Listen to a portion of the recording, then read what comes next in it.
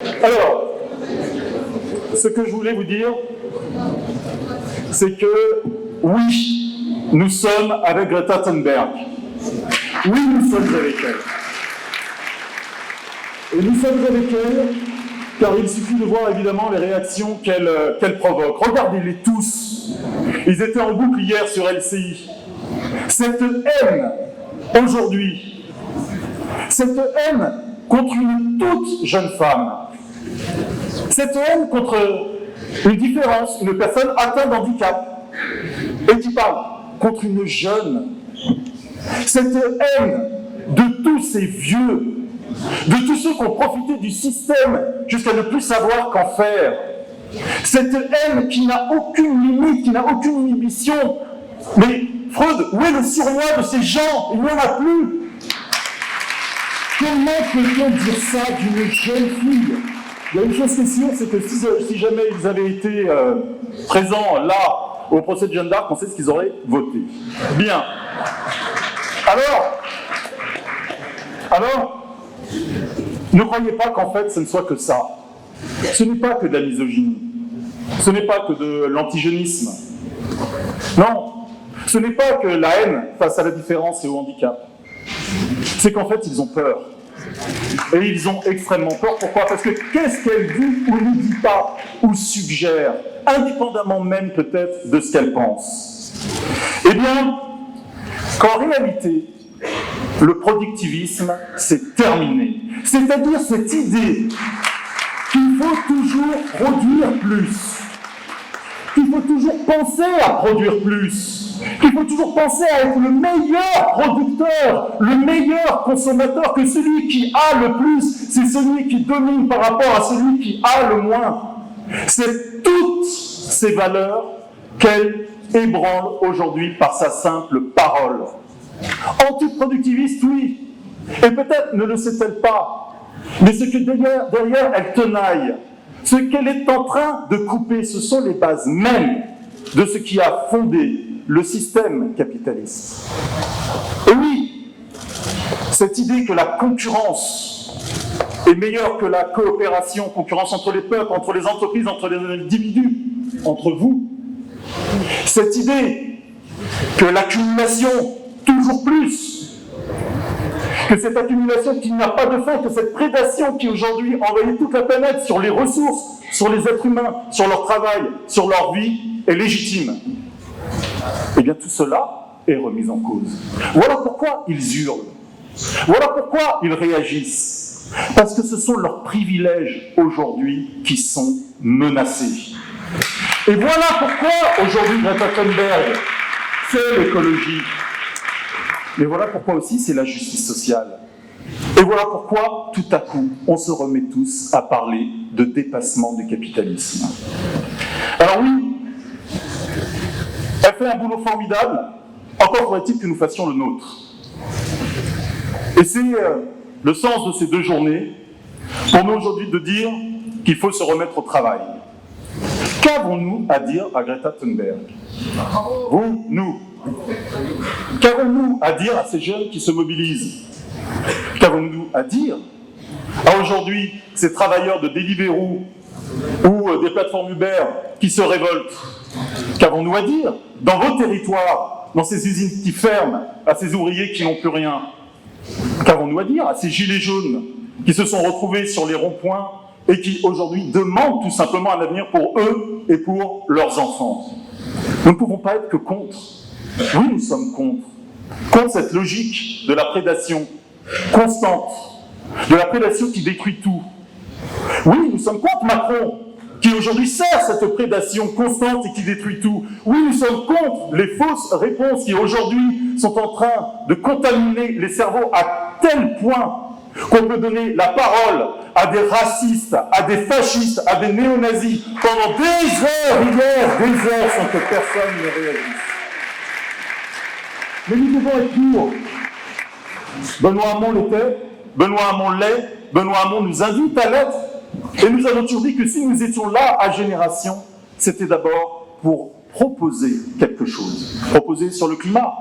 Y a-t-il besoin de dérouler tout ce que nous pourrions faire, toutes les idées qui existent à Génération et ailleurs? taxer les multinationales en fonction des problèmes écologiques qu'elles posent, faire en sorte que le libre-échange soit remis en cause pour qu'il devienne enfin un commerce qui soit écologiquement responsable. Est-ce que nous pouvons faire quelque chose sur la biodiversité? Mais bien sûr, il suffit d'interdire les pesticides, vous le savez bien, qui sont en train de détruire nos vies, de détruire nos paysans et de détruire nos habitants. Est-ce qu'on peut faire quelque chose aujourd'hui sur la question de la santé environnementale, quand on sait à quel point ce qui nous tue aujourd'hui dans nos villes et dans nos champs, eh bien, est le produit même, justement, de cette logique constante du profit et de l'accumulation. Alors, il nous faut répondre aussi, au-delà de cela, à ceux qui disent « je n'en peux plus ». Je n'ai plus de pouvoir sur ma vie parce que je n'ai plus de pouvoir de vivre, parce que je n'ai pas assez. Je ne peux pas me déplacer. Je ne peux pas acheter pour mes enfants. Et oui, les salaires doivent maintenant augmenter en France. Il est absolument insupportable que la part des salaires dans ce qui est le PIB global stagne à ce point et depuis si longtemps.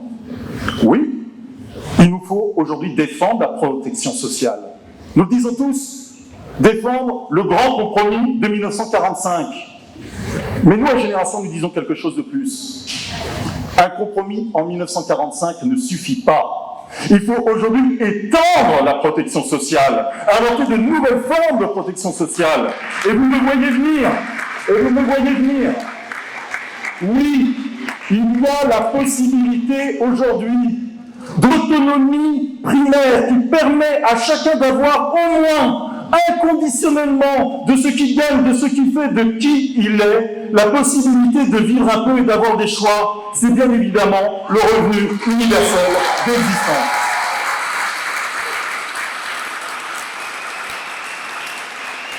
Nous pouvons réduire le temps de travail. Olivier Besancenot en parlait tout à l'heure. Qu'est-ce qui nous empêche de réduire le temps de travail? À 4 jours, par exemple, 32 heures, je n'en sais rien. Rien aujourd'hui, dans la richesse que le produit ce pays, c'est-à-dire toujours plus chaque année, et toujours plus pour certains chaque année, n'interdit qu'on répartisse ces richesses autrement pour permettre d'avoir du temps libéré. Il faut étendre l'économie sociale et solidaire, pas comme un ajout, pas en disant que l'économie sociale et solidaire, ça doit être un petit plus. Non, nous, à Génération, nous proposons que l'économie coopérative, que l'économie non lucrative devienne le principe général d'organisation économique de la société. Qu'est-ce qu'on dit aux Gilets jaunes, à tous ceux qui réclament plus de démocratie, qui ont l'impression que leur voix, finalement, ne pèse pas, qu'aller voter ne sert absolument à rien, qui, dans leur entreprise, de toute façon, n'ont droit à rien si ce n'est fermer leur gueule et d'obéir? Eh bien oui, nous disons plus de démocratie. Nous disons 6ème République, évidemment, on en a parlé, 49.3 citoyens. Nous disons lobby citoyen. Nous disons aussi, dans les entreprises, le règne des propriétaires est terminé. Les salariés, aujourd'hui, doivent avoir une part de pouvoir absolument essentielle. Qui dit 50% de représentants des salariés, nous le disions nous-mêmes pendant l'élection présidentielle et nous le réaffirmons. Oui, nous voulons changer les institutions. Nous voulons changer la manière dont l'État exerce aujourd'hui ses prérogatives. Et dont une, où aujourd'hui, nous sommes en train de pervertir un principe essentiel dans notre République, celui du maintien de l'ordre. Que fait-on aux policiers? En quoi les transforme-t-on? Quelle mission leur donne-t-on? Pourquoi ces suicides constants dans la police? Si ce n'est que ce qu'on leur demande est à l'inverse même de tous les principes républicains, que leurs conditions de vie ne respectent pas l'élémentaire dignité qui est de donner à chacun le sentiment qu'il est utile pour le bien public et non pas d'être là au service d'un en haut ou de quelques-uns autour de lui. Nous demandons une réforme de la police. Oui, il faudra changer la police de ce pays pour qu'elle puisse redevenir, ou enfin devenir la grande police républicaine dont nous avons besoin. Bien sûr que nous pouvons accueillir les migrants. Qui l'interdit? La richesse de ce pays l'autorise absolument. Encore faut-il l'organiser. Encore faut-il faire en sorte que cette grande promesse d'universalité qu'a été la République française devienne réalité, qu'on leur donne un travail, qu'on leur donne des droits, la possibilité de se réaliser et de dire à leur pays d'origine, oui, la France est grande, oui, il y a un espoir en ce monde parce qu'il y a une République en ce monde qui a tendu la main à tous ceux qui en avaient besoin, à tous ceux qui fuyaient la guerre, les misères, et vous le savez bien, le réchauffement climatique. Alors, je vais terminer en disant que oui, Greta, cette presque enfant, nous fait grandir et nous oblige à l'être. C'est vrai pour Génération. C'est vrai pour Génération, car Nietzsche a dit, tout ce qui nous tue pas nous rend plus forts. Qu'est-ce que nous sommes forts? Oui, on a eu des vents contraires. On a eu des vents contraires, mais ils nous ont émaciés un peu. Ils ont tendu nos muscles.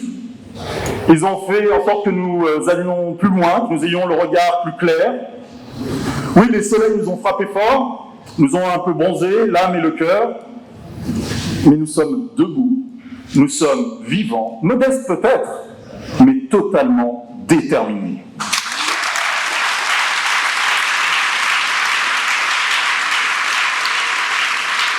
Déterminés à quoi? Ah là, dans 6 mois, faire des propositions fortes sur tous les sujets que j'ai évoqués. Nous devons retravailler ce qui a été l'originalité, la singularité de Génération et faire en sorte, sur tous les sujets que j'ai abordés, que nous mettions au pot commun. Pot commun de quoi? Mais oui, de ce grand rassemblement qui est nécessaire, dont nous voulons être tout simplement un des artisans, modestes avec les autres, mais à toute notre place, car nous pensons vraiment que nous pouvons être si utiles. Alors oui, nous allons aujourd'hui, dès maintenant, dans toutes les initiatives qui correspondent à nos valeurs et qui font et qui fabriquent ce rassemblement.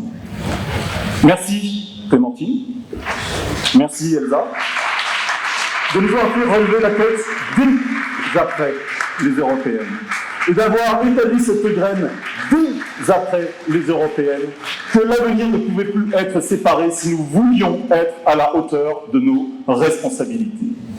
Merci Guillaume Duval. Merci Christian Paul pour le Festival des idées, pour cette très belle initiative qui, là aussi, début juillet, a redonné du baume au cœur. Merci Marie-Noëlle Inman de cette proposition d'université populaire. Merci Olivier Besançon de cette excellente idée de bon du travail moderne qui ferait que chacun pourrait rentrer, discuter, faire enfin de la politique, comme tu l'as dit tout à l'heure. Alors, Greta nous invite à grandir, nous l'humanité. Marx a dit « Les hommes font l'histoire, mais ils ne savent pas l'histoire qu'ils font. » C'est le propre des enfants. Et il faut donc que maintenant, lucidement, l'humanité devienne adulte, qu'elle sache qu'il y a des causes et des conséquences à ses actes, qu'elle a des moyens immenses par la technique, par la science, et qu'elle doit les mettre au service d'elle-même, de son propre intérêt, de l'intérêt de la planète, de l'intérêt de la nature, de l'intérêt général. Oui, nous croyons à la raison. Oui, nous croyons que nous pouvons être au-dessus de ce que nous faisons, que l'énarchie capitaliste n'est pas le mode d'organisation qui permette aujourd'hui à la raison humaine d'être la plus efficace pour assurer à nos enfants leur propre devenir. Et donc, nous devons, évidemment, faire en sorte que dès les élections municipales, dans vos territoires, ce soient des exemples. Vous savez, ce mot d'exemple, ça veut dire miracle aussi. Que ce soit des signes de ce grand rassemblement qui vient, qui parle de la société, qui atteigne les organisations politiques, qui bâtissent du programme différents les uns des autres dans la multiplicité de ce qu'en sont les situations locales et qu'ils produisent enfin de la victoire. Et il faudra, après les élections municipales, oui, dès après les élections municipales, pas attendre les régionales pour attendre après la présidentielle, pour attendre l'autre présidentielle ou je ne sais quoi. Dès après les municipales, organisons-nous, Génération, mais avec vous, là, tous ceux avec qui nous avons discuté, pour fabriquer ce grand événement, qui dira que la 6e République, nous la faisons déjà nous-mêmes, entre nous, que c'est d'abord le collectif qui va présider à la place des futurs présidents. Alors, Ce moment-là, on doit y travailler. Nous y travaillons. Vous y travaillez dans votre territoire. Au niveau national, nous y travaillons en discutant, parfois discrètement, parce que c'est une obligation si nous voulons pouvoir réussir au bout. Mais sachez-le, nous avons une volonté ferme et claire pour construire ce rassemblement et prendre toute notre place, à la fois sur le plan des idées, mais de l'aide que nous pouvons apporter. Je vais terminer. C'est marrant, Clémentine. Tu as parlé tout à l'heure de quelques vers de l'international, tu vois, c'était écrit avant. Je vais terminer en effet en parlant de ce chant d'Eugène Pottier en 1871, qui, devant la répression et le désastre de la Commune, a voulu créer un chant d'espoir qui ne soit pas que national, mais qui au contraire s'adresse à tous les peuples pour dire que maintenant c'était ensemble, au niveau de l'humanité tout entière, du monde tel qu'il s'était intégré, eh bien que les progrès humains devaient se penser. Et il dit en effet, qu'il n'est pas de sauveur suprême. Il dit, ni Dieu, je veux fâcher personne, ni César, je veux bien en fâcher certains, ni même Tribun. Et j'ai changé un mot là. Il disait, producteurs, sauvons-nous nous-mêmes. Je vais préférer, parce qu'on est comme ça à génération, on ne respecte pas bien les idoles. Sœurs et frères humains, sauvons-nous nous-mêmes. En faisant quoi ? En faisant quoi ? En faisant en sorte que là, dès demain matin, dans vos villes, dans vos communes, dans vos familles, nous ici, vous là-bas, ensemble, que nous appelions les uns et les autres, que nous organisions, que nous luttions pour qu'enfin nous puissions décréter le salut commun. Je vous remercie.